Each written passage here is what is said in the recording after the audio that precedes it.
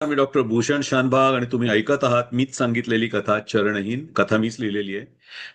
कथा सुरू करण्यापूर्वी जर सबस्क्राईब केलं नसेल चॅनेलला तर प्लीज एकदा सबस्क्राईब करा ना. तुमचं त्याच्यात काही जात नाही, एकही पैसा तुम्हाला द्यावा लागत नाही. मग काय प्रॉब्लेम? करून टाका. ते सबस्क्राईबचं बटन आहे खाली, त्याच्यावर क्लिक करा की झालं. चला सुरू करूया कथा. मागच्या भागात आपण बघितलं होतं की यशोधर, मुकुंद आणि शुभधर यांचा दिद्दानी अतिशय क्रूरपणे नाश करून टाकला होता. पुढे काय झालं ऐकूया आजच्या भागामध्ये. यशोधरचा वध करून महिना उलटून गेला. एक दिवस प्रधान फाल्गुन थोडा लवकरच राजमाला हजर झाला. प्रणाम राजमाता. त्यानं दिद्दाला अभिवादन केलं. प्रणाम प्रधानजी, आज लवकर आलात. राजमाता, एक महत्वाची बाब आपल्या निदर्शनाला आणून द्यायची होती. त्यासाठी मी काल क्षेमगौरीश्वराच्या मंदिरात गेलो होतो. तिथल्या पुजाऱ्यानं आज तिसरा प्रहर उलटायच्या आत आपल्याजवळ बोललो तर मुहूर्त उत्तम आहे असं सांगितलं, म्हणून लवकर आलो. अरे वा, प्रधानजी मुहूर्त वगैरे काढून आलाय म्हणजे तितकीच महत्वाची बाब असणार. जी राजमाता, आपण शब्द दिला होता त्यानुसार राजांच्या आणि आमच्या वसुंधरेच्या विवाहाबाबत बोलायचं होतं. बोला ना.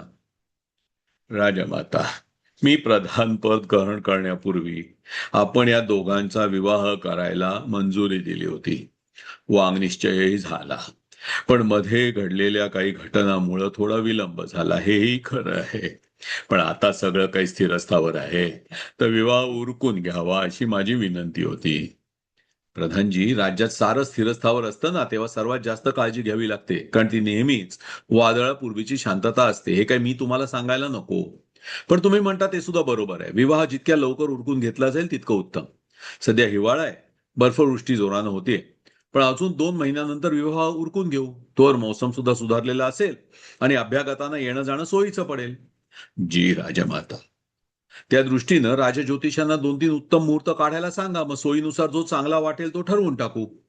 जी राजमाता. प्रधान फाल्गुनला आता आणखी थांबायचा धीर नव्हता.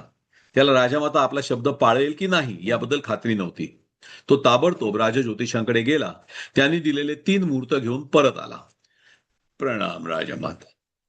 प्रणाम प्रधानजी. दिद्दा म्हणाली. तिच्या श्वासात आश्चर्य होतं. काय झालं? आता तर तुम्ही इथून गेला होतात. होय राजमाता, आपल्या आज्ञेप्रमाणे राजज्योतिषांना भेटून मुहूर्त काढून आणले. फाल्गुन उतावळा झाला हे दिद्दानं ओळखलं. कोणता आहे मुहूर्त? राजमाता, चैत्र शुद्ध तृतीया, चैत्र शुद्ध सप्तमी किंवा चैत्र शुद्ध द्वादशी यापैकी कुठला मुहूर्त योग्य आहे म्हणाले. दिद्दाने एकदा त्याच्याकडे निरखून पाहिलं. तिला त्याची घाई समजत होती. तिने फाल्गुनवर आणखी दबाव टाकायचं ठरवलं. प्रधानजी, ती म्हणाली, बाळराजे विवाह योग्य झाले आहेत हे सगळ्यांनाच माहिती आहे. लोहारींमध्ये माझा भाऊ उदयराज आहे. बाळराजांच्या विवाहासाठी उपस्थित राहायची त्यांची इच्छा आहे. त्यांनी मला आधीच कळवून ठेवलंय. लोहारीन ते श्रीनगर हा मार्ग चैत्र उलटेपर्यंत मोकळा होत नाही. बर्फ वितळून मार्ग मोकळा व्हायला वैशाख तरी येतो. त्यामुळे वैशाख निम्मा उलटला की त्याच्या नंतरचा मुहूर्त पहा. खट्टू मनानं फाल्गुन परत राजज्योतिषांकडे गेला. शेवटी वैशाख वैद्य पंचमीचा मुहूर्त नक्की केला गेला. मुहूर्त ठरल्यावर मात्र फाल्गुननं वेगानं एक एक गोष्ट उरकायला सुरुवात केली. आजूबाजूच्या सर्व राजांना निमंत्रण पाठवण्याची गरज होती. चैत्र जवळ आला, पण अजून बर्फ वितळून मार्ग मोकळे झाले नव्हते. एकांगी जरी बर्फाला दाद न देता चिवटपणे आजूबाजूच्या परिसरात गस्त घालत असले तरी लोहारीन काही जवळ नव्हतं. घोडे त्या बर्फातून जाऊ शकत नव्हते. पण हळूहळू निश्चितपणे थंडी कमी होऊ लागली. फाल्गुननं वेळ न घालवता मार्ग मोकळे होताच निमंत्रणं धाडून दिली. लग्नाची तयारी वेगानं सुरू झाली. जरी लग्नाची तयारी सुरू झाली तरी ते होऊन जाईपर्यंत फाल्गुनला दिदाची खात्री नव्हती. माग सतीच्या वेळेला त्यानं आपला डाव तिनं कसा आपल्यावर गळ्यात घातला हे तो विसरलेला नव्हता. तो स्वतः वसुंधरेला भेटायला गेला. वसुंधरेला म्हणाला, बाळा, मी जे काही सांगतोय ते न विसरता ध्यानात ठेव. मी तुला श्रीनगरची राणी बनवतोय. लवकरच तू श्रीनगरमधली एक सामर्थ्यशाली स्त्री होशील असा कदाचित तुझा समज झालेला असेल. पण ते इतकं सोपं नाहीये. तुझा सामना कोणाशी आहे याची तुला पूर्ण कल्पना असायला हवी. राजमाता दिद्दा सत्तेसाठी भुकेलेली आहे. ती सहजासहजी तुझ्या हातात सत्ता येऊ देणार नाही. वसुंधरा न बोलता ऐकत होती. राजमाता दिद्दा तुझ्याशी अतिशय प्रेमानं वागण्याचं नाटक करील, पण ती विषारी नागिण आहे याचा कधीही विसर पडू देऊ नकोस. पूर्वी तिनं माझ्या मुलीचा चित्रलेखेचा बळी घेतलाय. तिच्यापासून सांभाळून राहायला लागेल. पण आजोबा मी काय करायला हवं? वसुंधरेनं विचारलं. तुला सुरुवातीला बाळराजांना आपल्या बाजूला वळवून घ्यायला लागेल. तो एकदा का तुझ्या प्रेमाच्या जाळ्यात गुरफटून गेला की मग काहीही करून राजमातेला निवृत्त व्हायला भाग पाडायचं. तिला राजवाड्यातून बाहेर काढायचं आणि सर्व सत्ता आपल्या हातात घ्यायची. पण हे सगळं जमणार कसं? वसुंधरेनं विचारलं. लवकरात लवकर तुला पुत्रप्राप्ती व्हायला हवी. एकदा का तुला मुलगा झाला की राज्याच्या वारसाची माता, भावी राजमाता म्हणून तुझा राजमहालातला दर्जा वाढेल. तोपर्यंत राजमाता दिद्दा वरवर कितीही गोड बोलली तरी ती कधीही बाळराजांचं दुसरं लग्न करून तुला बाजूला सारू शकते, इतकं लक्षात ठेव. हो आजोबा. तिला पुढे काहीतरी बोलायचं होतं, पण तिला थांबण्याचा इशारा करून फाल्गुन पुढे बोलू लागला. राजमाता दिद्दांचा बाळराजांवर आजच्या घडीला प्रभाव आहे, पण तरी ते स्वतंत्र विचारांचे आहेत. मला जितकं माहितीये त्यानुसार त्यांना कायम तिनं आपल्या दबावाखाली ठेवल्यामुळं ते तिनं सांगितलेल्या गोष्टी करतात. पण त्यांना पर्याय मिळाला तर ते तिचा प्रभाव झुगारून देतील. त्यामुळे तुला बाळराजांची सल्लागार व्हावं लागेल. तुझ्यात तितकी चतुराई आहे हे मला माहीत आहे. पण एक क्षण सुद्धा तू निष्काळजी झालीस तर राजमाता दिद्दा तुला हटवेल आणि मग दुसरी संधी ती कधीही कोणाला सहजासहजी देत नसते, इतकं कायम समजून राहा. तिला जो माणूस भविष्यात उपयोगी पडेल असं वाटतं त्याला ती जिवंत राहू देते, पण ज्याचा उपयोग संपलेला आहे त्याला ती पूर्णपणे संपवून टाकते. हे मी लक्षात ठेवीन आजोबा, वसुंधरा म्हणाली. निमंत्रण घेऊन गेलेले दूत लवकर श्रीनगरला परत आले. बहुतेक सर्व राजांनी ते विवाहासाठी येत असल्याचं कळवलं होतं. वधूवरांसाठी बहुमूल्य दागिने आणि उंची वस्त्र उपहार म्हणून पाठवली होती. लग्नाची लगबग श्रीनगरमध्ये सुरू झाली. क्षेमगुप्त आणि दिद्दाच्या विवाहानंतर अभिमन्यूचा राज्याभिषेक वगळता एकही मंगल कार्य श्रीनगरच्या राजकारणात झालेलं नव्हतं. तो राज्याभिषेक सुद्धा क्षेमगुप्ताच्या अकाली मृत्यूमुळे घाईघाईनं उरकून घ्यायला लागला होता. एकही शाही सोहळा तेव्हापासून श्रीनगरनं पाहिला नव्हता. त्यामुळे यावेळी विवाह दणक्यात करण्याची दिद्दानं आज्ञा दिली. तिनं प्रधान फाल्गुनला बोलावलं. प्रधानजी, हा विवाह कधी कोणी पाहिला नसेल इतक्या दणक्यात व्हावा अशी आमची इच्छा आहे. जी राजमाता, तशीच तयारी सुरू आहे. विवाहासाठी राजमहालाचं पटांगण पुरं पडेल ना? राजमाता, माझा विचार वेगळा होता.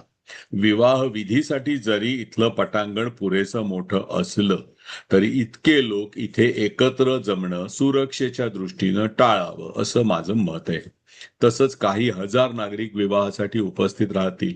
त्यांच्या भोजनाची व्यवस्था पाहावी लागेल. मलमूत्र विसर्जनाची सोय सुद्धा करावी लागेल. या सगळ्या गोष्टीमुळे अस्वच्छता होणार. राजमहालाजवळ हे टाळलेलं बरं. मग तुमचं मत काय आहे? दिद्दानं विचारलं. माझ्या मते हा सोहळा आपण श्रीनगरच्या वेगवेगळ्या भागात करू. प्रत्येक विवाहविधी वेगळ्या मैदानात किंवा देवालयात करू. त्यामुळे एक जागा जरी अस्वच्छ झाली तरी ती स्वच्छ करायला सेवकांना अवधी मिळेल आणि पुढला विधी दुसरीकडे असल्यानं पहिल्या विधीच्या अस्वच्छतेचा अडथळा पुढच्या विधीला होणार नाही. अशी कुठली ठिकाणं तुमच्या मनात आहेत? हेमगौरीश्वराच्या आवारात मुख्य विवाह सोहळा ठेवू, पण त्याच्या व्यतिरिक्त शूर मठाच्या बाजूला एक मोठं पटांगण आहे. इतरही पटांगण आहेत, तिथे वेगवेगळे विधी ठेवू.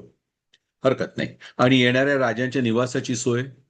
राजमाता, सर्व राजांना एकत्र ठेवणं योग्य होणार नाही. काही कारणानं जर त्यांच्यामध्ये मतभेद झाले तर लढाईचा प्रसंग येईल. त्यामुळे एक तर वितस्ता नदीच्या पूर्वेला नगराच्या बाहेर आपण 2 राजांची शिबिरं ठेवू. पश्चिमकडे सुद्धा 2 किंवा 3 शिबिरं ठेवता येतील. एकांगींच्या ताब्यात या शिबिरांची सुरक्षा असेल. ठीक आहे, दिद्दा म्हणाली. तुम्ही काय ती व्यवस्था पहा. लग्नाची तयारी वेगानं सुरू झाली. दुसऱ्या दिवशी दिद्दानं विचारलं. प्रधानजी, लग्नाचे विधी कसे काय योजलेले आहेत? राजमाता, तुम्हाला कालच सांगितल्याप्रमाणे संपूर्ण विवाह सोहळा वेगवेगळ्या ठिकाणी होणार. पहिला विधी कसमद्री, वधूवरांचा अधिकृत वांगनिश्चय.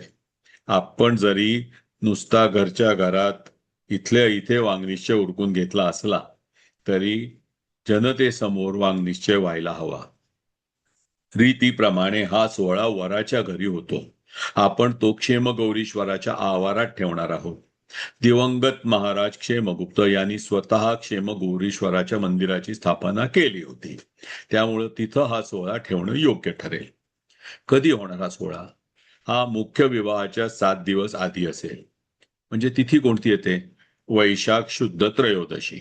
ठीक आहे, पुढे दुसरा महत्वाचा विधी म्हणजे लिहून वधूवरांच्यासाठी निवासस्थान स्वच्छ करणं. बाळराजे आणि वसुंधरा यांचा निवास म्हणून राजमहालाच्या आवारात असलेल्या पटांगणासमोरचा महाल नियुक्त केला आहे. म्हणजे महिमान आणि पाता राहत होते तो? होय राजमाता. उत्तम आहे. पण तो महाल गेली अनेक वर्ष बंदच आहे. त्याची डागडुजी चालू केलेली आहे राजमाता. अजून 8 दिवसात तो पूर्ण होईल. तिथं काय असणार आहे? त्याला चुन्याचा रंग देणं चालू आहे. खरा तर तो स्वच्छच केलेला असणार, पण एक रिवाज म्हणून वधू आणि वराच्या कुटुंबियांनी तिथं थोडं झाडून मग तिथं मंगल कलश स्थापन करायचा आहे. ठीक आहे, हे कधी होणार? दुसऱ्या दिवशी म्हणजे चतुर्दशी. ठीक आहे, पुढे त्यावेळी क्रूल खानून म्हणजे महालाच्या दरवाजाला फुलांनी आणि मंगल आकृत्यांनी सुशोभित करायचं. पण प्रधानजी, इतक्या अगोदरपासून केलेली फुलांची आरास विवाह होईपर्यंत टिकेल? राजमाता, तुम्ही म्हणताय ते योग्य आहे, पण एक पारंपरिक विधी म्हणून क्रूल म्हणजे मुख्य दरवाजा त्या दिवशीच सजवला जाईल. नंतर मुख्य विवाहाला 6 दिवस असल्यामुळं फुलांची आरास शेवटच्या दिवशी पुन्हा नवी केली जाईल. मग हरकत नाही, पण ह्या दोन्ही गोष्टी चतुर्दशीला होणार? जी राजमाता. नंतर नंतर पौर्णिमेच्या दिवशी वधू आणि वर दोघांची घरं शुद्ध करायला देवगुण आणि कणीशरण विधी दोन्ही घरात केले जातील. राजपुरोहित हे विधी करतील. आधी सकाळी राजमहालात हा विधी होईल आणि त्यानंतर कन्येच्या घरी केला जाईल. ठीक आहे, पण राजमाता बोला, या विधीत आपल्याला सहभागी होता येणार नाही का? दिद्दानं आश्चर्यानं विचारलं. राजमाता, आपण विधवा असल्यामुळं आपली उपस्थिती या विधीसाठी अशुभ आहे. त्यामुळे राजपुरोहितांनी हे मला तुम्हाला कळवायला सांगितलंय. ठीक आहे, मी तिथे राहणार नाही, दिद्दा म्हणाली. पण कुठेतरी तिला जाणवलं होतं तिचाही याबाबत नाईलाज होता. मग नंतर? राजमाता, पौर्णिमेच्या रात्री शूर मठाच्या बाहेर सर्वांसाठी वानवून म्हणजे पारंपरिक संगीताची मैफिल असेल. टुंबक नारी वाजवायला प्रसिद्ध कलाकार निर्गुण आणि सत्रशील यांना बोलवणं केलेलं आहे. टुंबक नारी म्हणजे मातीच्या मडक्यावर बोटांनी वाजवतात तेच ना? होय राजमाता, ही आपली पारंपरिक कला आहे. येणाऱ्या राजांना आपल्या कलेचं प्रदर्शन व्हावं यासाठी ते योजलेलं आहे. उत्तम. आणखी काही? संतूर आणि रबाब यांची जुगलबंदी असेल. त्या व्यतिरिक्त काश्मीरी साज आणि सारंगी यांचेही कार्यक्रम असतील.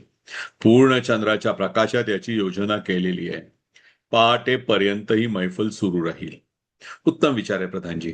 पण रात्री उघड्या मैदानात थंडी असेल? होय राजमाता, त्यासाठी प्रत्येक निमंत्रणाच्या बाजूला जळते निखारे ठेवलेले समोवार असतील. कोणाला हवं असेल तर कांगडीची सुद्धा व्यवस्था आहे. एकदा का पांघरलेल्या शालीच्या आत पोटाशी जळते कोळसे घातलेली कांगडी घेतली की थंडी पळून जाणार. खरंय. आणि उपस्थितांच्या खाण्यापिण्याची, विशेषतः त्यांना मुबलक प्रमाणात काश्मीरी कहवा पुरवायची सोय केली आहे. छान. आणि या कार्यक्रमाला कोण कोण उपस्थित असतील? दोन्ही घरातले कुटुंबीय, त्यांचे नातेवाईक, निमंत्रित राजे आणि त्यांचे लोक, आपले सरदार आणि नगरातील निवडक मान्यवर यांच्यासाठीच हा कार्यक्रम असेल. ते पुढ्यात बसलेले असतील. सामान्य नागरिकांना जर ऐकायचं असेल तर ते खाशांपासून मागे थोडं अंतर सोडून बसू शकतील. उत्तम. आणि दुसऱ्या दिवशी काय होणार? दिद्दानं विचारलं. वद्य प्रतिपदेला कुठलाही विधी ठेवलेला नाही. पौर्णिमेच्या रात्रीच्या जागरणामुळे लोक दुसऱ्या दिवशी झोपलेले असतील. त्यामुळं तो दिवस मोकळा ठेवलाय. तसाही तो दिवस कुठल्याही विधीसाठी शुभ नाहीये. पण वद्य द्वितीयेला 51 थाळ विधी असेल. 51 पक्वान्नांनी भरलेली थाळी वधूच्या घरून वराच्या घरी पाठवली जाईल आणि त्याच थाळीतून दुसऱ्या दिवशी म्हणजे तृतीयेला वराकडून वधूच्या घरी तिनं विवाहात घालण्यासाठी फुलांचे दागिने पाठवले जातील.